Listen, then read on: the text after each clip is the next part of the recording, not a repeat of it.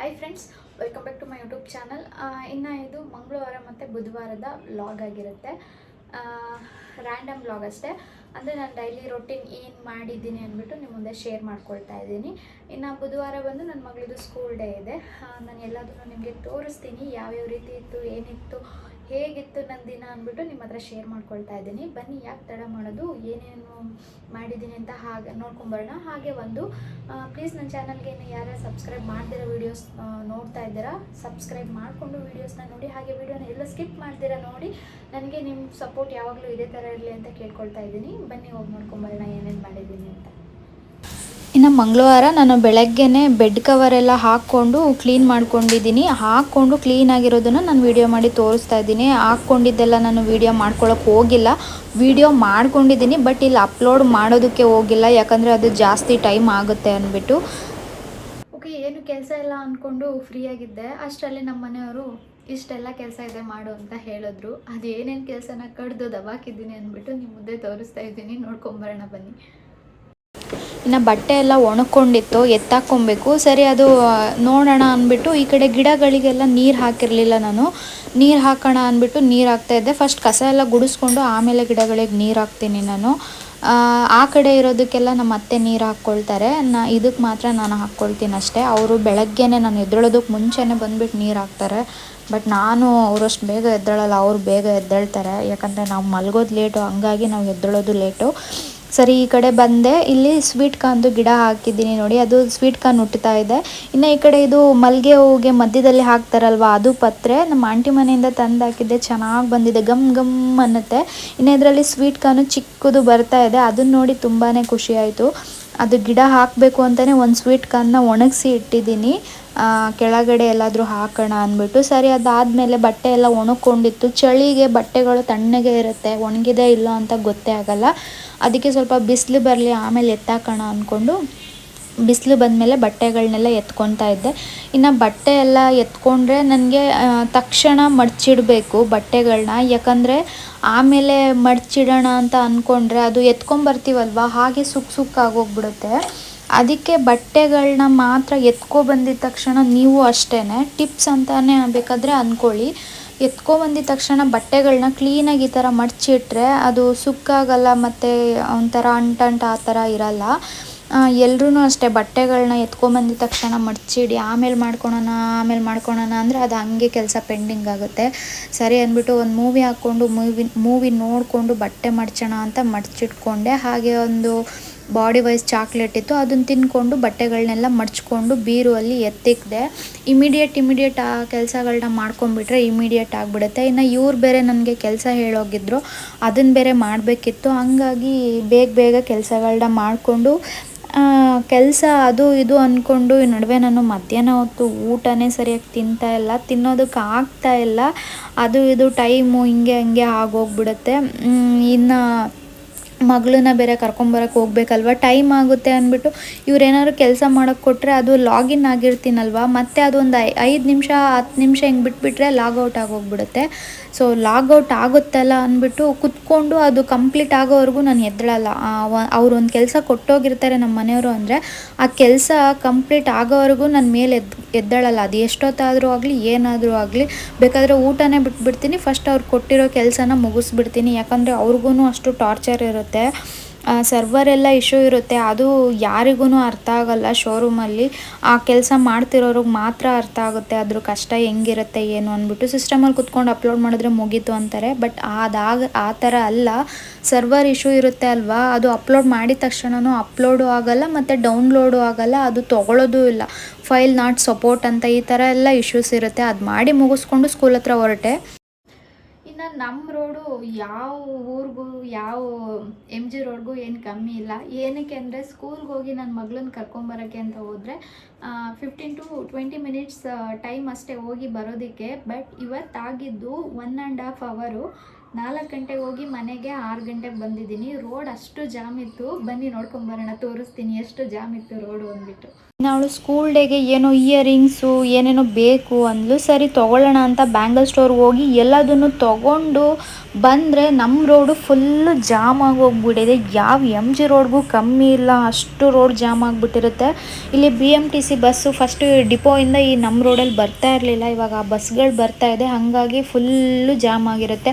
ಸರಿ ಒಂದು ಪ್ಲೇಟ್ ಪಾನಿಪುರಿ ತಿನ್ನೋಣ ಅಂದ್ಬಿಟ್ಟು ಪಾನಿಪುರಿನ ತಿಂದ್ಕೊಂಡು ಟ್ರಾಫಿಕ್ ಆಗಿರೋ ರೋಡನ್ನ ನೋಡಿಕೊಂಡು ಎಂಜಾಯ್ ಮಾಡಿಕೊಂಡು ಪಾನಿಪುರಿನ ತಿಂದ್ಕೊಂಡು ಮನೆಗೆ ಬಂದ್ವಿ. ಇನ್ನು ಮನೆಗೆ ಬಂದು ಇಷ್ಟನ್ನು ತೊಗೊಂಡಿದ್ದು ಇಷ್ಟಕ್ಕೇ 500 ಆಗೋಯ್ತು. ಈ ನೈಲ್ ಪಾಲಿಶಿಗೆ 150 ರೂಪಾಯಿ, ಈ ಐಲೈನರ್ಗೆ 150 ರೂಪಾಯಿ, ಆ ಲಿಪ್ ಬಾಮ್ಗೆ 150 ರೂಪಾಯಿ, ಕುಂಕುಮ ಒಂದು ಇಷ್ಟಕ್ಕೇ 500 ಚೇಂಜ್ ಆ ಥರ ಆಯಿತು. ಸರಿ, ಅದಾದಮೇಲೆ ಕೈಕಾಲು ಮುಖ ತೊಳ್ಕೊಂಡು ಇನ್ನು ಬೆಳಗ್ಗೆ ಸ್ನಾನ ಮಾಡ್ಕೊಂಡಿದ್ದೆ, ಬಟ್ ಪೂಜೆ ಮಾಡೋಕ್ಕಾಗಿರಲಿಲ್ಲ, ತಿಂಡಿ ತಿಂದುಬಿಟ್ಟಿದ್ದೆ ಅಂದ್ಬಿಟ್ಟು ಸಂಜೆ ಆರಾಮಾಗಿ ತುಂಬ ದಿನ ಆಗಿತ್ತು ಇವ್ರ ಬರ್ತ್ಡೇ ದಿನ ನಾನು ಪೂಜೆ ಮಾಡಿದ್ದು. ಇನ್ನು ಸೇವಂತಿಗೆ ಹೂವು ಅವತ್ತು ತೊಗೊಂಬಂದಿದ್ದೆ, ನಮ್ಮ ಅತ್ತೆ ಕೊಟ್ಟಿದ್ದರು. ನನ್ನ ಮನೆ ಹೂವಲ್ಲೇ ಜಾಸ್ತಿ ಪೂಜೆ ಮಾಡೋದು, ಇನ್ನು ಸೇವಂತಿಗೆ ಹೂವು ಇತ್ತಲ್ಲ ಅಂದ್ಬಿಟ್ಟು. ಇನ್ನು ಈ ದೀಪ ಬಂದು ನನಗೆ ಶೋರೂಮಲ್ಲಿ ದೀಪಾವಳಿಯಲ್ಲಿ ಗಿಫ್ಟಾಗಿ ಕೊಟ್ಟಿದ್ದರು. ಆ ದೀಪ ಹಾಗೆ ಇತ್ತಲ್ಲ, ಇದು ಚೆನ್ನಾಗಿ ಕಾಣಿಸುತ್ತೆ ಕಲರ್ ಆಗಿ ಅಂದ್ಬಿಟ್ಟು ಈ ದೀಪನ ಅಂಟಿಸಿದ್ದೀನಿ.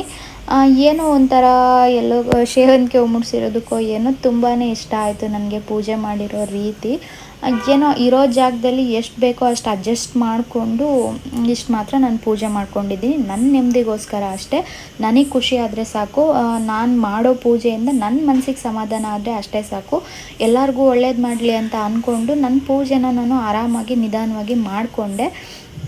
ಇದರಲ್ಲಿ ಏನಾದರೂ ತಪ್ಪಿದರೆ ಲೋಪ ಇದ್ದರೆ ನನ್ನನ್ನು ಎಲ್ಲರೂ ಕ್ಷಮಿಸಿ ಅಂತ ಹೇಳಿಕೊಂಡು ದೇವ್ರ ಹತ್ರ ನಾನು ಬೇಡ್ಕೊಳ್ಳೋದಿಷ್ಟೇ, ಎಲ್ಲರಿಗೂ ಒಳ್ಳೇದು ಮಾಡು, ನನ್ನ ಮಗಳನ್ನ ಚೆನ್ನಾಗಿಡು, ನನ್ನ ಮಗಳಿಗೆ ಆರೋಗ್ಯ ಆಯಸ್ಸು ಕೊಟ್ಟು, ನಮ್ಮ ಮನೆಯವ್ರಿಗೂ ಆರೋಗ್ಯ ಆಯಸ್ಸು ಕೊಟ್ಟು, ಎಲ್ಲರೂ ಸುಖ ಶಾಂತಿ ನೆಮ್ಮದಿಯಿಂದ ಇರೋ ಹಾಗೆ ನೋಡ್ಕೊಪ್ಪ ತಂದೆ ಅಂತ ಅಷ್ಟೇ ನಾನು ಬೇಡ್ಕೊಳ್ಳೋದು. ಬೇರೆ ಇನ್ನೇನು ಬೇಡ್ಕೊಳ್ಳೋದಕ್ಕೆ ಹೋಗಲ್ಲ, ಏನು ಬೇಡ್ಕೊಳ್ಳೋಕೆ ಹೋಗ್ಬಾರ್ದು. ದೇವ್ರ ಹತ್ರ ನಮ್ಮದು ಮನವಿ ಇರಬೇಕು ಅಷ್ಟೇ.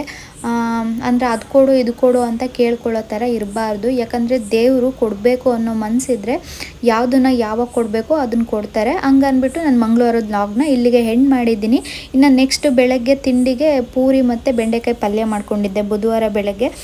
ಇನ್ನು ಇವರು ಬಾಕ್ಸಿಗೆ ಮಜ್ಜಿಗೆ ಅನ್ನ ಮಾಡಿಕೊಡು ಅಂತ ಅಂದರು. ಸರಿ, ಪ್ಲೈನ್ ಮಜ್ಜಿಗೆ ಅನ್ನ ಏನು ಹಾಕೋದು ಅಂದ್ಬಿಟ್ಟು ಸ್ವಲ್ಪ ಹಸಿಮೆಣ್ಸಿಕಾಯಿ ಹಾಕಿ ಒಗ್ಗರಣೆ ಹಾಕಿ ಈ ಥರ ಮಜ್ಜಿಗೆ ಅನ್ನ ಮಾಡಿಕೊಟ್ಟೆ. ಇನ್ನು ಅವರು ಹೋದ್ಮೇಲೆ ಕಸದ ಗಾಡಿ ಬಂದಿತ್ತು, ನಾನು ಮೊನ್ನೆನೂ ಹಾಕಿರಲಿಲ್ಲ. ಸರಿ, ಇವತ್ತು ಕಸ ಹಾಕಿಬಿಟ್ಟು ಹಾಗೆ ಕೆಳಗಡೆ ಪುದೀನ ಸೊಪ್ಪಿತ್ತು, ನಾಳೆ ಬೆಳಗ್ಗೆ ಪಲಾವ್ ಮಾಡೋಣ ಅಂದ್ಬಿಟ್ಟು ಕೆಳಗಡೆ ಇದ್ದಿದ್ದ ಪುದೀನನ ಫ್ರೆಶ್ ಆಗಿ ಕಿತ್ಕೊಂಡ್ಬಂದೆ. ಇನ್ನು ಹಾಗೆ ಇಲ್ಲಿ ಗಿಡಗಳನ್ನ ಅಬ್ಸರ್ವ್ ಮಾಡ್ತಾಯಿದ್ದೆ. ನಾನು ಪೂಜೆ ಮಾಡೋ ದಿನ ಹೂಗಳು ಬಿಡಲ್ಲ, ಮಾಡ್ದಲೇ ಇರೋ ದಿನ ಬೇರೆ ಎಲ್ಲ ಥರ ಹೂಗಳು ಬಿಡುತ್ತೆ. ನೋಡಿ, ಇವತ್ತು 2 ದಾಸವಾಳ ಹೂ ಬಿಟ್ಟಿದೆ, ಬಟ್ ಇವತ್ತು ನಾನು ಪೂಜೆ ಮಾಡ್ತಾಯಿಲ್ಲ. ಸರಿ, ನನಗೆ ಆದ್ರೂ ಗಿಡದಲ್ಲಿ ನೋಡೋದಕ್ಕೆ ಹೂವುಗಳು ಇಷ್ಟ ಅಲ್ವಾ, ಹಾಗೆ ಗಿಡದಲ್ಲೇ ನೋಡ್ತೀನಿ, ಎಂಜಾಯ್ ಮಾಡ್ತೀನಿ. ಆದಷ್ಟು ಗಿಡದಲ್ಲಿ ಬಿಡೋದಕ್ಕೆ ಇಷ್ಟಪಡ್ತೀನಿ ನಾನು ಹೂವನ್ನು. ಗಿಡದಲ್ಲೇ ಹೂವು ಇದ್ದರೆ ಅದಕ್ಕೆ ಆಯಸ್ಸು ಜಾಸ್ತಿ ಇರುತ್ತೆ. ನಾವು ಕಿತ್ಕೊಂಡ್ಬಿಟ್ರೆ ಅದರ ಆಯಸ್ಸು ನಾವು ಕಿತ್ಕೊಂಡಿದ್ದ ತಕ್ಷಣ ಮುಗ್ದೋಗ್ಬಿಡುತ್ತೆ. ಅದಕ್ಕೆ ಗಿಡಗಳಿಗೂ ನಾನು ಆದಷ್ಟು ಆಯಸ್ಸನ್ನು ಕೊಡೋದಕ್ಕೆ ಇಷ್ಟಪಡ್ತೀನಿ. ಗಿಡ ಅಂದರೆ ಹೂವುಗಳಿಗೆ. ಹೀಗೆ ನಾನು ಫ್ರೀ ಟೈಮೆಲ್ಲ ನಿಂತ್ಕೊಂಡು ಏನೇನು ಹೂವು ಬಿಟ್ಟಿರುತ್ತೆ ಅಂದ್ಬಿಟ್ಟು ಎಲ್ಲ ಅಬ್ಸರ್ವ್ ಮಾಡ್ಕೊಂಡಿರ್ತೀನಿ. ಇನ್ನು ಆ ಕಡೆ ಅದೇನದು ಸ್ನೇಕ್ ಪ್ಲ್ಯಾಂಟ್ ಅಂತೀರಲ್ವ, ಅದರಲ್ಲಿ ಕೊತ್ತಂಬರಿ ಸೊಪ್ಪು ಬೀಜ ಹಾಕಿದ್ದೆ, ಅದು ಚೆನ್ನಾಗಿ ಹುಟ್ಟಿತ್ತು. ಇನ್ನು ಈ ಹೂವನ್ನು ಚೆನ್ನಾಗಿ ಬಿಟ್ಟಿತ್ತು ಅಂತ ನೋಡಿಕೊಂಡು ದಾಸವಾಳ ಹೂವೆಲ್ಲ ಇವತ್ತು ಅರಳಿದೆಯಲ್ಲ ಅಂತ ಅಂದ್ಕೊಂಡಿದ್ದೆ. ಇನ್ನು ಈ ಮಿಡಿನ ನಾನು ಪೂರ್ತಿಯಾಗಿ ತೋರಿಸ್ಬೇಕಂತಲೇ ಈ ಥರ ವೀಡಿಯೋ ಮಾಡ್ಕೊಂಡಿದ್ದೀನಿ. ನನಗೆ ಈ ಥರ ಮಿಡಿಗಳೆಲ್ಲ ಹಾಕ್ಕೊಬೇಕಂದ್ರೆ ತುಂಬಾ ಇಷ್ಟ. ಅದನ್ನೆಲ್ಲ ಅಬ್ಸರ್ವ್ ಮಾಡಿಕೊಂಡು ಸರಿ ಅಂದ್ಬಿಟ್ಟು ನೋಡಿ ನಾನು ಕೊತ್ತಂಬರಿ ಸೊಪ್ಪು ಹಾಗೆ ಮತ್ತೆ ಪಾಟಲ್ಲಿ ಹಾಕ್ಕೊಂಡಿದ್ದೆ ಸುಮ್ಮನೆ. ಅದು ಎಷ್ಟು ಚೆನ್ನಾಗಿ ಹುಟ್ಟಿದೆ ಅಂದ್ಬಿಟ್ಟು ನಿಮಗೆ ತೋರಿಸ್ತಾ ಇದ್ದೆ. ಅದು ಹುಳ ಆಗಿಬಿಟ್ಟಿದೆ, ಎಸೆಯೋಣ ಅಂತ ಅಂದ್ಕೊಂಡಿದ್ದೆ. ಹುಳ ಅಂದರೆ ಕಪ್ಪು ಹುಳ, ಕುಟ್ಟೆ ಹುಳ ಬರುತ್ತಲ್ವ, ಅದು ಎಸೆಯೋದು ಬೇಡ, ನೋಡೋಣ ಹಾಕಿದ್ರೆ ಬರುತ್ತೇನೋ ಅಂದ್ಬಿಟ್ಟು ಟ್ರೈ ಮಾಡಿದ್ದೆ. ಸೊ ಇದನ್ನು ಹಾಕೋದಕ್ಕೆ ಅಂತಲೇ ಇಟ್ಕೊಂಡಿದ್ದೀನಿ. ಒಂದು ಅರ್ಧ kg ಅಷ್ಟಿದೆ, ಅದನ್ನು ಹೀಗೆ ಖಾಲಿ ಮಾಡ್ಕೊಬೇಕಷ್ಟೇ. ನೋಡಿ, ಈ ಪಾಟಲ್ಲಿ ಹಾಕಿದ್ದೀನಿ, ಮರ್ತೋಗ್ಬಿಟ್ಟಿದ್ದೀನಿ ಅಲ್ಲಿ ಹಾಕಿರೋದು, ಉದ್ದ ಆಗಿದೆ. ಅದನ್ನು ನಾಳೆ ಬೆಳಗ್ಗೆ ಎಲ್ಲ ಕಿತ್ಕೊಬೇಕು. ಅದರೊಳಗಡೆ ಒಂದು ಟೊಮೊಟೊ ಗಿಡನೂ ಬಂದಿದೆ. ನನಗೇನು ತಲೆ ಮೇಲೆ ಹೊತ್ಕೊಂಡಿರಲ್ಲ ಅಂದ್ಬಿಟ್ಟು ನಾನು ಕೀಳಕ್ಕೆ ಹೋಗಿಲ್ಲ, ನೋಡೋಣ ಎಷ್ಟು ಚೆನ್ನಾಗಿ ಬಿಡುತ್ತೆ ಬಿಡಲಿ ಅಂದ್ಬಿಟ್ಟು. ಅದನ್ನೆಲ್ಲ ನೋಡ್ಕೊಂಡ್ಬಂದು ಮತ್ತೆ ಫೈಲು ಅಪ್ಲೋಡ್ ಮಾಡೋಕ್ಕೆ ಹೇಳಿದ್ರು, ಮಾಡಿಕೊಂಡು. ಇನ್ನು ಇದು ಮಗಳದು ಸ್ಕೂಲ್ ಡೇದು ಇನ್ವಿಟೇಷನ್ ಕಾರ್ಡು, ಅದನ್ನು ತೊಗೊಂಡು ಹೋದ್ರೇ ಮಾತ್ರ ಒಳಗಡೆ ಎಂಟ್ರಿ ಇರುತ್ತೆ, ಇಲ್ಲಾಂದರೆ ಇರಲ್ಲ. ಅದನ್ನು ಫೈಲ್ನೆಲ್ಲ ಮಾಡಿ ಮುಗಿಸ್ಕೊಂಡು ಇನ್ನು ನನ್ನ ಮಗಳು ಇಲ್ಲೇ ಇದ್ಲು, ಅವಳನ್ನ 1:15 ಸ್ಕೂಲ್ ಹತ್ರ ಮಾಡಬೇಕಿತ್ತು. ಅವಳು ನನ್ನ ವೀಡಿಯೋ ಮಾಡಬೇಡ ಅಂತ ರೇಗಿಸ್ಕೊಂಡಿದ್ಲು. ಸರಿ ನಾನು ಅಂದ್ಬಿಟ್ಟು ಇನ್ನೂ ರೇಗಿಸ್ಕೊಂಡೇ ಇದ್ದೆ ಅವಳಿಗೆ, ಒಂದು 2 ನಿಮಿಷ ಅಷ್ಟೇ ವೀಡಿಯೋ ಮಾಡ್ಕೊಳ್ಳೋಕ್ಕೆ ಅಂದ್ಬಿಟ್ಟು ನನ್ನ ವೀಡಿಯೋ ಮಾಡಬೇಡ ಅಂತ ಗುರಾಯಿಸ್ತಾ ಇದ್ದಾಳೆ ನೋಡಿ. ನಾನು ಬೇಕು ಅಂತಲೇ ಮಾಡಿಬಿಟ್ಟು ಹಂಗೆ ನಗಾಡ್ಬಿಟ್ಟೆ, ಮಾಡಬೇಡ ವೀಡಿಯೋನ ಅಂತ ಹೇಳ್ತಾ ಇದ್ಲು. ಸರಿ ಅದಾದಮೇಲೆ ಕೆಲಸ ಎಲ್ಲ ಮುಗಿಸ್ಕೊಂಡು ಇನ್ನು ಅವಳಿಗೆ ಹೇರ್ ಸ್ಟೈಲ್ ಮಾಡಬೇಕಿತ್ತು. ಇದು ಇನ್ವಿಟೇಷನ್ ಕಾರ್ಡು, ಇದನ್ನು ತೊಗೊಂಡೇ ಹೋಗಬೇಕು. ನಾನು ಏನು ಮಾಡಿದ್ದೆ ಅಂದರೆ ಆಮೇಲೆ ಹೇಳ್ತೀನಿ ನೋಡಿ. ಸರಿ ಇನ್ನು ಅವಳಿಗೆ ಹೇರ್ ಸ್ಟೈಲ್ ಮಾಡಬೇಕಿತ್ತು ಅಂದ್ಬಿಟ್ಟು ಮೊಬೈಲಲ್ಲಿ ತೋರಿಸ್ತಾ ಇದ್ದೀನಲ್ಲ, ಈ ರೀತಿ ಮಾಡಬೇಕಿತ್ತು. ಏನೋ ನನಗೆ ತಕ್ಕ ಮಟ್ಟಿಗೆ ಎಷ್ಟು ಬೇಕೋ ಅಷ್ಟು ಮಾಡಿದ್ದೀನಿ. ಇನ್ನು ಮೇಕಪ್ ಎಲ್ಲ ಅಲ್ಲಿ ಹೋದ್ಮೇಲೆ ಮಾಡ್ಕೊಳ್ತಾರೆ. ಇವಳು ಸ್ಕೂಲ್ ಹತ್ರ 2 ಗಂಟೆ ಅಷ್ಟರಲ್ಲಿ ಬಿಡಬೇಕಿತ್ತು. ಅವಳನ್ನ ಸ್ಕೂಲ್ ಹತ್ರ ಬಿಡೋದಕ್ಕೆ ಎಲ್ಲ ರೆಡಿ ಮಾಡಿದೆ ಅವಳಿಗೆ. ಅಂದರೆ ಹೇರ್ ಸ್ಟೈಲ್ ಒಂದು ಮಾಡಿದೆ ಅಷ್ಟೇ, ಇನ್ನು ಮೇಕಪ್ ಎಲ್ಲ ಅಲ್ಲೇ ಮಾಡ್ಕೊಳ್ತಾರೆ ಅಲ್ವಾ. ಇನ್ನು ಬ್ಯಾಗಲ್ಲಿ ಏನೇನು ಬೇಕು ಅದನ್ನೆಲ್ಲ ಪ್ರಿಪ್ರೇಷನ್ ಮಾಡ್ಕೊಂಡಿದ್ದಾಳೆ. ಅನ್ನ ತಿನ್ನಬಾರ್ದು ಅಂತ ಹೇಳಿ ಕಳಿಸಿದ್ರಂತೆ, ಅದಕ್ಕೆ ಕಲ್ಲಂಗಡಿ ಹಣ್ಣು ಕಟ್ ಮಾಡಿ ಕೊಟ್ಟಿದ್ದೆ. ಇನ್ನು ನಾನು ರೆಡಿ ಆಗೋದಕ್ಕೇನು ಹೋಗಲಿಲ್ಲ, ಯಾಕಂದರೆ ನಾನು ಆಮೇಲೆ ಬಂದು ಮತ್ತೆ ರೆಡಿ ಆಗಬೇಕಲ್ಲ. ಜಸ್ಟ್ ಹಾಗೆ ತಲೆ ಬಾಚ್ಕೊಂಡೆ ಅಷ್ಟೇ. ನಂದು ಏರ್ ಫಾಲ್ ತುಂಬಾ ಆಗ್ತಿದೆ. ಉದ್ದ ಏನೋ ಇದೆ, ಚೆನ್ನಾಗೂ ಇದೆ, ಬಟ್ ಏರ್ ಫಾಲ್ ತುಂಬಾ ಆಗ್ತಾಯಿದೆ. ಅಂದರೆ ಸಣ್ಣ ಬೇಬಿ ಏರ್ಸೂ ತುಂಬಾ ಇದೆ. ಅದೆಲ್ಲ ಬೇಗ ಬೆಳಿಲಪ್ಪ ದೇವರೇ ಅಂತ ಅಂದ್ಕೊತೀನಿ. ಯಾವಾಗಲೂ ತಲೆ ಬಾಚ್ಕೊಬೇಕಾದ್ರೆ ನನ್ನ ಬೇಡಿಕೆ ಅದೇನೆ, ಬೇಗ ಹೇರ್ ಗ್ರೌತ್ ಆಗಲಿ ಅಂತ. 2 ಸ್ಯಾರಿಗಳಲ್ಲಿ ಯಾವುದು ಉಡ್ಕೊಳ್ಳಿ. ಇನ್ನು ಈ ಕಡೆ ಎಲ್ಲ ತುಂಬ ಓವರ್ ಗ್ರ್ಯಾಂಡ್ ಅನಿಸುತ್ತೆ. ರೇಷ್ಮೆ ಸೀರೆಗಳೆಲ್ಲ ಬೇಡ, ಸಿಂಪಲಾಗಿ ಉಡ್ಕೊಂಡೋದ್ರೆ ಕಂಫರ್ಟಬಲಾಗಿರುತ್ತೆ. ನಾನು ಚಾಯ್ಸ್ ಮಾಡಿರೋ ಸೀರೆ ಯಾವುದು ತೋರಿಸ್ತೀನಿ ರೀ. ಇದು ಸಿಂಪಲಾಗಿದೆ, ತೋರಿಸ್ತೀನಿ ಯಾವ ಥರ ಇದೆ ಅಂತ. ನನಗೆ ಪಿಂಕ್ ಕಲರ್ಗಳು, ಲೈಟ್ ಪಿಂಕ್ ಅಂದರೆ ತುಂಬಾ ಇಷ್ಟ ನೋಡಿ. ಈ ಥರ ಇದೆ, ಇದು ಚೆನ್ನಾಗಿರುತ್ತೆ. ಓಕೆ, ವೇರ್ ಮಾಡಿ ತೋರಿಸುವ ಹೇಗೆ ಕಾಣಿಸ್ತಿದೆ ಅಂದ್ಬಿಟ್ಟು ಬನ್ನಿ. ಏನೋ ಸಿಂಪಲ್ಲಾಗಿ ರೆಡಿ ಆಗೋಣ ಅಂದ್ಬಿಟ್ಟು ಸ್ಯಾರಿ ವೇರ್ ಮಾಡಿಕೊಂಡೆ. ನನಗೆ ಈ ಥರ ಸಿಂಪಲ್ ಸ್ಯಾರಿಗಳು ಉಡ್ಕೊಳ್ಳೋದಕ್ಕೇ ತುಂಬಾ ಇಷ್ಟ. ಬಾರ್ಡ್ರ್ ಸೀರೆಗಳಾದರೆ ಸಿಕ್ಕಾಬಟ್ಟೆ ಹಿಂಸೆ ಇರುತ್ತೆ. ಇದಾದರೆ ನಮ್ಗೆ ಯಾವ ಥರ ಬೇಕೋ ಆ ಥರ ವೇರ್ ಮಾಡ್ಕೊಬೋದು, ಹೆಂಗೆ ಬೇಕು ಆ ಥರ ಹಾಕ್ಕೊಬೋದು. 1 ಪಿನ್ ಮಾಡ್ಕೊಂಡ್ಲಾ ಅಥವಾ ಈ ಥರ ನರ್ಗೆ ಮಾಡ್ಕೊಂಡ್ಲಾ ಅಂತ ಯೋಚನೆ ಮಾಡ್ಕೊಂಡೇ ಇದ್ದೆ. ಸರಿ ಯೋಚನೆ ಎಲ್ಲ ಮಾಡಿಕೊಂಡು ಸ್ಯಾರಿ ಎಲ್ಲ ಹಾಕ್ಕೊಂಡು ಇನ್ನು ಮೇಕಪ್ ಮಾಡ್ಕೊಬೇಕಿತ್ತು. ನಾನೇನು ಜಾಸ್ತಿ ಓವರಾಗಿ ಮೇಕಪ್ ಎಲ್ಲ ಮಾಡ್ಕೊಳ್ಳಲ್ಲ, ಸಿಂಪಲಾಗಿ ಮಾಡ್ಕೊಳ್ತೀನಿ ಅಷ್ಟೇ. ಏನಾದರೂ ಫಂಕ್ಷನ್ ಇದ್ದಾಗ ಐಲೈನರ್ ಒಂದು ಎಕ್ಸ್ಟ್ರಾ ಹಚ್ಕೊಳ್ತೀನಿ ಅಷ್ಟೇ. ನಾನು ಯಾವ ರೀತಿ ಮೇಕಪ್ ಮಾಡ್ತಾಯಿದ್ದೀನಿ ಅಂದ್ಬಿಟ್ಟು ನಿಮ್ಮ ಮುಂದೆ ತೋರಿಸ್ಕೊಳ್ತಾ ಇದ್ದೀನಿ. ನಾರ್ಮಲ್ ಫೇಸು, ನನ್ನ ಫೇಸ್ ಕೂಡ ವಾಶ್ ಮಾಡಿಲ್ಲ, ಆವಾಗಲೇ ವಾಶ್ ಮಾಡ್ಕೊಂಡಿದ್ದಷ್ಟೇ. ಜಸ್ಟ್ ಅದಕ್ಕೆ ಹಾಗೇ ಇದೊಂದು ಕ್ರೀಮ್ನ ಅಪ್ಲೈ ಮಾಡ್ಕೊಳ್ತಾ ಇದ್ದೀನಿ. ಹಣೆಗೆ ಹಿಡ್ಕೊಂಡು ಕಣ್ಣಿಗೆ ಕಣ್ಕಪ್ ಹಚ್ಕೊಂಡು ಲಿಪ್ಟಿಕ್ ಅದನ್ನು ಬೇಬಿ ಲಿಪ್ ಬಾಮ್ ಯೂಸ್ ಮಾಡ್ತೀನಿ. ಇನ್ನು ಕಣ್ಣಿಗೆ ಇದು ಹಚ್ಕೊಂಡಿದ್ದೀನಿ ನೋಡಿ, ಇಷ್ಟೇ. ಇನ್ನು ಸಿಂಪಲ್ಲಾಗಿ ನೈಲ್ ಪಾಲಿಶ್ ಹಚ್ಕೊಳ್ಳೋಣ ಅಂದ್ಬಿಟ್ಟು ಹಚ್ಕೊಂಡೆ. ನೈಲ್ ಪಾಲಿಶ್ ಹಚ್ಕೊಂಡು ನಾನು ಒಂದು ವರ್ಷನೇ ಆಗೋಗಿತ್ತು. ಸರಿ ಕುಂಕುಮನ ಸಿಂಪಲ್ಲಾಗಿ ಹಿಡ್ಕೊಂಡೆ, ಈ ರೀತಿ ಹಿಡ್ಕೊಂಡೆ ಅಷ್ಟೇ, ಜಾಸ್ತಿ ಹಿಡ್ಕೊಳ್ಲಿಲ್ಲ. ಜಾಸ್ತಿ ಮೇಕಪ್ ಮಾಡ್ಕೊಳೋದು ನನಗಿಷ್ಟ ಆಗಲ್ಲ. ನೈಲ್ ಪಾಲಿಶ್ ಈ ಥರ ಕಾಣಿಸ್ತಾ ಇದೆ ನೋಡಿ. ಲೈಟ್ ಕಲರೇ ಹಚ್ಕೊಬೇಕು, ಡಾರ್ಕ್ ಕಲರ್ ಹಚ್ಕೊಂಡ್ರೆ ನಮ್ಮ ಮನೆಯವ್ರಿಗೆ ಇಷ್ಟ ಆಗಲ್ಲ. ಇನ್ನು ಹೇರ್ ಸ್ಟೈಲು ಯಾವ ಥರ ಮಾಡಲಿ ಅಂದ್ಬಿಟ್ಟು ತಲೆ ಕೆಟ್ಟೋಗುತ್ತೆ ನನಗೆ. ಯಾವಾಗಲೂ ಅಷ್ಟೇ, ತಲೆ ಯಾವ ಥರ ಬಾಚ್ಕೋಬೇಕು ಅನ್ನೋದೇ ನನಗೆ ದೊಡ್ಡ ಇಶ್ಯೂ ಆಗುತ್ತೆ. ಯಾಕಂದರೆ ಜಡೆ ಹಾಕ್ಕೊಂಡ್ರೆ ಚೆನ್ನಾಗಿ ಕಾಣಿಸಲ್ಲ, ಜುಟ್ಟು ಹಾಕ್ಕೊಂಡ್ರೆ ಹಂಗೆ ನೆಗೆದ್ಕೊಂಡ್ಬಿಡುತ್ತೆ. ಅದಕ್ಕೆ ನಾನು ಸ್ವಲ್ಪ ಹೇರ್ ಫ್ರೀನೇ ಯಾವಾಗಲೂ ಬಿಡೋದು ಜಾಸ್ತಿ. ಸರಿ ಅಂದ್ಬಿಟ್ಟು ವಾಚ್ ಹಾಕ್ಕೊಂಡು ಇದೊಂದು ಬ್ರಾಸ್ಲೈಟ್ ಹಾಕ್ಕೊಂಡೆ. ಬ್ರಾಸ್ಲೈಟ್ ಬಂದು ನನ್ನ ಮಗಳದು, 2 ಬಳೆ ಒಂದೇ ಕೈಗೆ ಹಾಕ್ಕೊಂಡು ಬ್ರಾಸ್ಲೈಟ್ ಹಾಕ್ಕೊಂಡೆ. ವಾಚ್ನ ಬಂದು ನನ್ನ ತಂಗಿ ಫಾರಿನ್ ಟ್ರಿಪ್ ಹೋದಾಗ ತೊಗೊಂಬಂದು ಕೊಟ್ಟಿದ್ದು ನನಗೆ. ಅವಳು ಗಿಫ್ಟ್ ಕೊಟ್ಟಿರೋದು. ನಾನು ಏನಾದರೂ ಅವಳಿಗೆ ಕೊಡಿಸ್ಬೇಕು, ಆ ಥರ ಮೆಮೊರೀಸ್ ಇರೋ ಥರ. ಇನ್ನು ಅದಕ್ಕೆ ಬ್ರಾಸ್ಲೆಟ್ ಹಾಕ್ಕೊಂಡ್ರೆ ಚೆನ್ನಾಗಿರುತ್ತೆ ಅಂದ್ಬಿಟ್ಟು ಬ್ರಾಸ್ಲೆಟ್ ಹಾಕ್ಕೊಂಡೆ. ಈ ಥರ ಕಾಣಿಸ್ತಿದೆ. ಇನ್ನು ಫೈನಲ್ ಔಟ್ಲುಕ್ ಈ ಥರ ಇತ್ತು ನಂದು. ಯಾವ ರೀತಿ ಇದೆ ಔಟ್ಲುಕ್ ಅಂದ್ಬಿಟ್ಟು ನನಗೆ ಕಮೆಂಟ್ ಮಾಡಿ. ಹಾಗೆ ಸ್ಯಾರಿ ಯಾವ ರೀತಿ ಕಾಣಿಸ್ತಿದೆ ಅಂತಲೂ ಕಮೆಂಟ್ ಮಾಡಿ.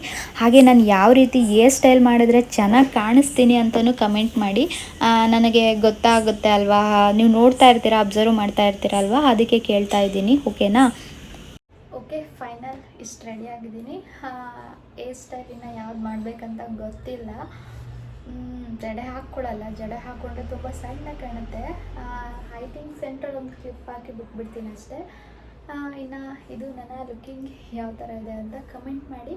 ಇನ್ನು ನಾನು ಹೇಳಿದಾಗೆ ಸ್ಕೂಲ್ ಡೇಗೆ ಹೋಗ್ತಾ ಇದ್ದೀನಿ, ಅದಕ್ಕೆ ಈ ಥರ ರೆಡಿಯಾಗಿದ್ದೀನಿ. ನನಗೆ ಬಾರ್ಡ್ರ್ ಸೀರೆಗಳೆಲ್ಲ ಉಡ್ಕೊಳ್ಳೋದಕ್ಕಿಂತ ಈ ಥರ ಸೀರೆಗಳಂದ್ರೇ ತುಂಬ ಇಷ್ಟ. ಸಿಲ್ಕಲ್ಲಿ ಈ ಥರ ಫ್ಯಾನ್ಸಿ ಸೀರೆಗಳೇ ತುಂಬ ಇಷ್ಟ. ಈ ಬಾರ್ಡ್ರ್ ಸೀರೆಗಳೆಲ್ಲ ಒಬ್ಬರು ನರ್ಗೆ ಹಿಡ್ಕೋಬೇಕು, ಒಬ್ಬರು ಜಿಪ್ ಮಾಡಬೇಕು, ಅಷ್ಟು ಕಂಫರ್ಟಬಲ್ ಅನಿಸಲ್ಲ. ಈ ಥರ ಸೀರೆಗಳಾದರೆ ಹೆಂಗೆ ಬೇಕಾದರೂ ಇರ್ಬೋದು. ಸೊ ನಾನು ಅದಕ್ಕೆ ಜಾಸ್ತಿ ಈ ಥರ ಸೀರೆಗಳನ್ನ ಲೈಕ್ ಮಾಡ್ತೀನಿ. ತುಂಬ ಇಷ್ಟ ನನಗೆ ಈ ಥರ ಸೀರೆಗಳು. ನನ್ನ ಲುಕಿಂಗ್ ಹೇಗಿದೆ ಅಂತ ಕಮೆಂಟ್ ಮಾಡಿ. ಓಕೆ, ಸ್ಕೂಲ್ ಡೇ ಹೋಗೋದಕ್ಕೆ ಟೈಮ್ ಆಗುತ್ತೆ, ಹೋಗ್ಬಿಟ್ಟು ಬರೋಣ. ನನ್ನ ಮಗಳು ಯಾವ್ಯಾವ ಥರ ಡ್ಯಾನ್ಸ್ ಮಾಡಿದ್ದಾಳೆ, ಒಂದು ಡ್ಯಾನ್ಸಿಗೆ ಸೇರಿದ್ದಾಳಂತೆ. ವಿಡಿಯೋ ಹಾಕ್ತೀನಿ, ನೋಡಿ ಎಂಜಾಯ್ ಮಾಡಿ. ಹೀಗೆ ನನ್ನ ಚಾನಲ್ಗೆ ಸಪೋರ್ಟ್ ಮಾಡ್ತಾಯಿರಿ ಅಂತ ಕೇಳ್ಕೊಳ್ತಾ ಇದ್ದೀನಿ. ಇನ್ನು ಈ ವಿಡಿಯೋ ಬಂದು ಫುಲ್ ಸ್ಯಾರಿಯಲ್ಲಿ ಯಾವ ರೀತಿ ಕಾಣಿಸ್ತಾ ಇದ್ದೀನಿ ನೋಡಲಿ ನೀವು ಅಂದ್ಬಿಟ್ಟೆ ನಾನು ಇದನ್ನು ಹೊರಗಡೆ ಇಟ್ಕೊಂಡು ಈ ಥರ ವಿಡಿಯೋ ಮಾಡ್ಕೊಂಡಿರೋದು. ನನಗೆ ಈ ಥರ ಲೈಟ್ ಕಲರ್ಗಳೇ ನನಗೆ ಚೆನ್ನಾಗಿ ಕಾಣಿಸುತ್ತೆ, ಯಾಕಂದರೆ ನಾನು ಬ್ಲ್ಯಾಕ್ ಇದ್ದೀನಿ ಅಲ್ವಾ, ಡಾರ್ಕ್ ಕಲರ್ಗಳು ನನಗೆ ಅಷ್ಟು ಚೆನ್ನಾಗಿ ಕಾಣಲ್ಲ. ಈ ಸ್ಯಾರಿನ ಬಂದು ನಾನು ಆನ್ಲೈನಲ್ಲೇ ತೊಗೊಂಡಿದ್ದು. ಇದನ್ನು ಸ್ಯಾರಿನ ತೊಗೊಂಡು ಏನಿಲ್ಲ ಅಂದರೂ 7ರಿಂದ 8 ವರ್ಷ ಆಗಿದೆ. ಬಟ್ ಈ ಸ್ಯಾರಿ ನನಗೆ ಇವಾಗ್ಲೂ ಅಷ್ಟೇ ಫೇವ್ರೇಟು. ಫಸ್ಟ್ ಟೈಮ್ ತೊಗೊಂಡು ಉಡ್ಕೊಂಡಾಗ ಎಷ್ಟು ಫೀಲ್ ಇತ್ತೋ ಇವಾಗಲೂ ಈ ಸ್ಯಾರಿ ಹಾಕ್ಕೊಂಡಾಗ ನನಗೆ ಅಷ್ಟೇ ಫೀಲ್ ಇರುತ್ತೆ. ಅಂತೂ ಇಂತೂ ಚೌಟ್ರಿ ರೀಚ್ ಆದ್ವಿ. ವಿಸಿಟಿಂಗ್ ಕಾರ್ಡ್ನ ತೊಗೊಂಡು ಹೋಗಿರಲಿಲ್ಲ, ಮರೆತು ಅರ್ಧ ದೂರಕ್ಕೆ ಮತ್ತೆ ಬಂದು ತೊಗೊಂಡೋಗಿದ್ದು. ಲೇಟ್ ಆಗುತ್ತೇನೋ ಅಂತ ಅಂದ್ಕೊಂಡಿದ್ವಿ. 4:30ಗೆ ಟೈಮ್ ಇದ್ದಿದ್ದು, ನಾವು ಹೋಗಿದ್ದು 5:30ಗೆ. ಬಟ್ ಅಲ್ಲಿ ಫಂಕ್ಷನ್ ಸ್ಟಾರ್ಟ್ ಆಗಿದ್ದು 6:30ಗೆ. ನಾವು ನೋಡಿದ್ರೆ ಅಷ್ಟು ಅರ್ಜೆಂಟ್ ಬಿದ್ದು ಬಂದ್ವಿ. ಇಲ್ಲಿ ನೋಡಿದ್ರೆ ಇನ್ನೂ ಲೇಟ್ ಆಗೋಯ್ತು. ಇದು ಬಂದು ಚೌಟ್ರಿಯಲ್ಲಿ ಕನ್ವೆನ್ಷನ್ ಹಾಲಲ್ಲಿ ಮಾಡಿದ್ರು ಸ್ಕೂಲ್ ಡೇನ. ನಮ್ಮ ಟೈಮಲ್ಲೆಲ್ಲ ಈ ಥರ ಇರಲಿಲ್ಲ, ಸ್ಕೂಲಲ್ಲೇ ಮಾಡೋರು, ಊಟ ಎಲ್ಲ ಕೊಡೋರು. ಇಲ್ಲಿ ಊಟ ಗೀಟ ಏನು ಕೊಡಲ್ಲ, ಏನೋ ಒಂಥರ ರಾಯಲ್ಲು ಅದು ಇದು ಅಂದ್ಕೊಂಡು ಸೆಲೆಬ್ರೇಟ್ ಮಾಡೋದನ್ನು ಯಾವ್ಯಾವ ರೀತಿನೋ ಮಾಡ್ತಾರೆ. ಬಟ್ ಅದು ಕೆಲವ್ರಿಗೆ ಇಷ್ಟ ಆಗಲ್ಲ, ಕೆಲವ್ರಿಗೆ ಇಷ್ಟ ಆಗುತ್ತೆ. ನನಗೇನು ಈ ಥರ ಇಷ್ಟ ಆಗಲಿಲ್ಲ. ಇನ್ನು ಇದು ಎಂಟ್ರೆನ್ಸ್ ಬಂದು ಈ ಥರ ಡೆಕೋರೇಷನ್ ಮಾಡಿದರು. ಒಳಗಡೆ ಹೋಗ್ತಾ ಇದ್ವಿ. ಬಟ್ ಅಂದರೆ ಬೆಳಗ್ಗೆ 12ರಿಂದ 3ವರೆಗೂ ಒಂದು ಫಂಕ್ಷನ್ ಇತ್ತು ಸ್ಕೂಲ್ದೇ. ಅವ್ರದ್ದು ಸ್ವಲ್ಪ ಲೇಟಾಗಿ ಮುಗ್ದಿದೆ ಅನಿಸುತ್ತೆ, ಅದಕ್ಕೆ ಸಂಜೆ ಟೈಮಿಂಗ್ಸ್ ಇದ್ದಿದ್ದು ಸ್ವಲ್ಪ ಲೇಟಾಗಿದೆ. ಹೆಂಗೋ ಈ ಸಲ ಲಾಸ್ಟ್ ಸಲ ಲೇಟಾಗಿ ಬಂದು ಲಾಸ್ಟಲ್ಲಿ ಸೀಟ್ ಸಿಕ್ಕಿತ್ತು. ಈ ಸಲ ಸ್ವಲ್ಪ ಫ್ರಂಟಲ್ಲಿ ಸಿಕ್ಕಿದೆ ಸೀಟು. ಇನ್ನು ನಮ್ಮ ಮನೆಯವ್ರು ಬೇಗ ಬೇಗ ಹೋಗಿ ಫ್ರಂಟಲ್ಲಿ ಕುತ್ಕೊಂಡ್ಬಿಡೋಣ ಅಂತ ಅಂದರು. ಸರಿ ಅಂದ್ಬಿಟ್ಟು ಹಿಂಗೆ ಹೋದ್ವಿ. ಇನ್ನು ಸ್ಕೂಲ್ದೆಲ್ಲ ಇಂಟ್ರೊಡಕ್ಷನ್ ಮಾಡ್ತಾಯಿದ್ರು, ಅಂದರೆ ಸ್ಕೂಲ್ ಸ್ಟಾರ್ಟ್ ಆಗಿ ಎಷ್ಟು ವರ್ಷದಿಂದ ಈ ಎಜುಕೇಷನ್ ಟ್ರಸ್ಟ್ ಎಲ್ಲ ಯಾವ ರೀತಿ ನಡೀತಿದೆ, ಹೇಗಿದೆ ಅಂದ್ಬಿಟ್ಟು ಅದು ಇದು ಇಂಟ್ರೊಡ್ಯೂಸ್ ಮಾಡ್ತಾಯಿದ್ರು. ನಾವು ಹಿಂದೆಗಡೆ ಕುತ್ಕೊಂಡಿದ್ವಿ. ಇನ್ನು ಇದು ಅದೇನೆ ಸ್ಕೂಲ್ ಬಗ್ಗೆ ಎಕ್ಸ್ಪ್ಲೇನ್ ಮಾಡ್ತಾಯಿದ್ರು. ನಮಗೆಲ್ಲ ಸ್ಕೂಲ್ ಡೇ ಅಂದರೆ ಎಷ್ಟು ಎಕ್ಸೈಟ್ಮೆಂಟ್ ಇರೋದು ಅಂದರೆ, ಸಂಜೆ ಮನೆಗೆ ಬಂದು ಎಲ್ಲ ಮುಗಿಸ್ಕೊಂಡು 6:30 7 ಗಂಟೆ ಆ ಥರ ಕಾಲೇಜ್ಗೆ ಹೋಗ್ಬಿಟ್ಟು ಒಂಥರ ಅದು ಬಾಂಡಿಂಗೇ ಒಂಥರ ಚೆನ್ನಾಗಿರುತ್ತೆ. ಆ ಮ್ಯೂಸಿಕ್ ಇವಾಗಲೂ ಅಷ್ಟೇ, ನನಗೆ ಅಲ್ಲಿ ಸ್ಟೇಜಲ್ಲಿ ಮ್ಯೂಸಿಕ್ ಹಾಕಿ ಡ್ಯಾನ್ಸ್ ಮಾಡ್ತಾಯಿದ್ರೆ ಹೋಗಿ ನನಗೂ ಸ್ಟೇಜ್ ಮೇಲೆ ಹೋಗಿ ಡ್ಯಾನ್ಸ್ ಮಾಡಬೇಕು ಅಂತ ಅನ್ಸೋದು. ಬಟ್ ನನಗೆ ಡ್ಯಾನ್ಸ್ ಎಲ್ಲ ಮಾಡೋಕ್ಕೆ ಬರಲ್ಲ. ಬಟ್ ಆದ್ರೂ ಆ ಮ್ಯೂಸಿಕ್ ಎಲ್ಲ ಕೇಳಿದ್ರೆ ಏನೋ ಒಂದು ಸ್ಟೆಪ್ ಹಾಕಬೇಕು, ಏನೋ ಒಂದು ಡ್ಯಾನ್ಸ್ ಮಾಡಬೇಕು ಅಂತ ಅನಿಸುತ್ತೆ. ನಾನು ಲಾಸ್ಟ್ ಪಾರ್ಟಿಸಿಪೇಟ್ ಮಾಡಿರೋದು ಬಂದು ಫಸ್ಟ್ ಇಯರ್ BComಲ್ಲಿ ಫಸ್ಟ್ ಸೆಮ್ಮಲ್ಲಿ ಫಸ್ಟ್ ಇಯರಲ್ಲಿ ನಾನು ಒಂದು ಡ್ಯಾನ್ಸ್ ಮಾಡಿದ್ದೆ, ಚೆನ್ನಾಗಿತ್ತು. ಅವೆಲ್ಲ ಮೆಮೊರೀಸ್ ಅಲ್ವಾ, ಈಗ ಮತ್ತೆ ಅದನ್ನು ನಾವು ನೆನ್ಪು ಮಾಡ್ಕೊಳ್ಳೋ ಥರ ಆಗುತ್ತೆ. ಬಟ್ ಈ ಸಲ ನನ್ನ ಮಗಳದು ಡ್ಯಾನ್ಸು ಮತ್ತು ಡ್ರೆಸ್ಸಿಂಗ್ ಸೆನ್ಸ್ ಎಲ್ಲ ನನಗೆ ಇಷ್ಟನೇ ಆಗಿರಲಿಲ್ಲ. ಲಾಸ್ಟ್ ಇಯರು ತುಂಬಾ ಚೆನ್ನಾಗಿತ್ತು. ಬಟ್ ಅವಳಿಗೆ ಕನ್ನಡ ಸಾಂಗ್ ಕೊಡಲ್ಲ ಅಂತ ಹೇಳಿದ್ಲು, ಕೊಟ್ಟಿರಲಿಲ್ಲ ಅಂತೆ. ಇದೇ ಅವಳು ಮಾಡಿರೋ ಸಾಂಗು. ಇದರಲ್ಲಿ ನನ್ನ ಮಗಳು ಎಲ್ಲಿದ್ದಾಳೆ ಅಂದ್ಬಿಟ್ಟು ಕಮೆಂಟ್ ಮಾಡಿ. 4 ಮಿನಿಟ್ಸ್ ಇದೆ, 4 ಮಿನಿಟ್ 43 ಸೆಕೆಂಡ್ ಇದೆ ಅಷ್ಟೇ ಡ್ಯಾನ್ಸ್ ಇವಳ್ದು. ನನಗೆ ಈ ಡ್ರೆಸ್ ಇಷ್ಟ ಆಗಿಲ್ಲ, ಈ ಕಲ್ಲರೇ ಇಷ್ಟ ಆಗಿಲ್ಲ ನನಗೆ. ಏನೋ ಡ್ರೆಸ್ ಕೋಡ್ ಈ ಸಲ ಸರಿ ಹೋಗಿಲ್ಲ. ಅದು ಹಿಂದಿ ಸಾಂಗು, ತೆಲುಗು ಸಾಂಗು ಅಲ್ಲ, ಹಿಂದಿ ಸಾಂಗು. ನಮಗೆ ತಳ ಬುಡ ಏನೂ ಅರ್ಥ ಆಗಲ್ಲ ಹಿಂದಿ ಸಾಂಗ್ದು. ಸರಿ, ಇನ್ನೇನು ಮಾಡೋಕ್ಕಾಗಲ್ಲ ಅಂದ್ಬಿಟ್ಟು. ಬಟ್ ಆದರೆ ಹೋದ ವರ್ಷ ಇದ್ದಿದ್ದು ಎಂಟರ್ಟೈನ್ಮೆಂಟು ಈ ವರ್ಷ ಇರಲಿಲ್ಲ ಸ್ಕೂಲ್ ಡೇ ಅಲ್ಲಿ.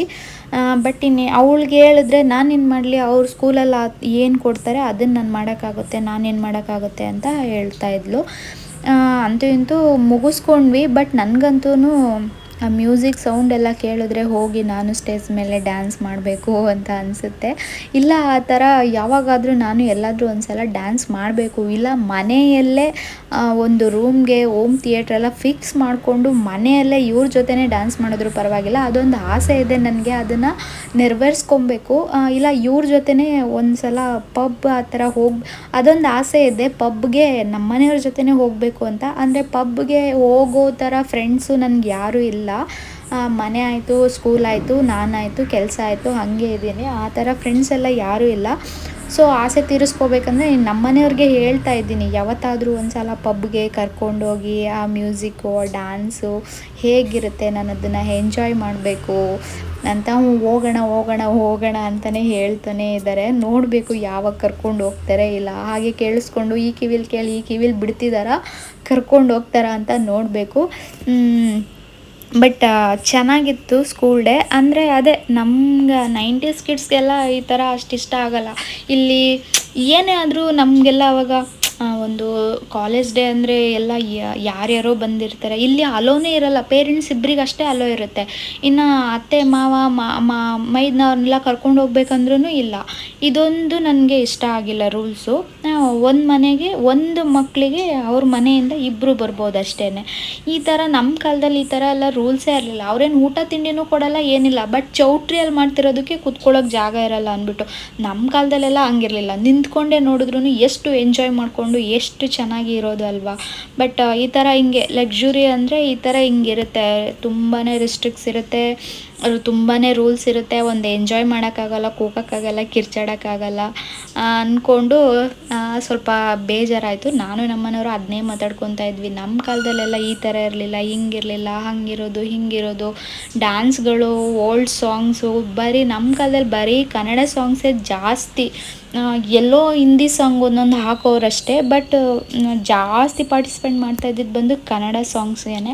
ಇಲ್ಲೆಲ್ಲ ಆ ಥರ ಇರಲ್ಲ. ಇವ್ರ ಸ್ಕೂಲ್ ಬಂದೇನೆ ನಾರಾಯಣ ಸ್ಕೂಲ್ ಅಂದರೆ ತೆಲುಗು ಅವ್ರದ್ದು. ಇನ್ನೇನು ಮಾಡೋಕ್ಕಾಗಲ್ಲ, ಬ್ಯಾಂಗ್ಳೂರೇ ಅಷ್ಟಲ್ವಾ. ಕನ್ನಡಕ್ಕಿಂತ ಬೇರೆ ಲ್ಯಾಂಗ್ವೇಜಸ್ ಮಾತಾಡೋದೇ ಜಾಸ್ತಿ, ಇರೋರು ಜಾಸ್ತಿ.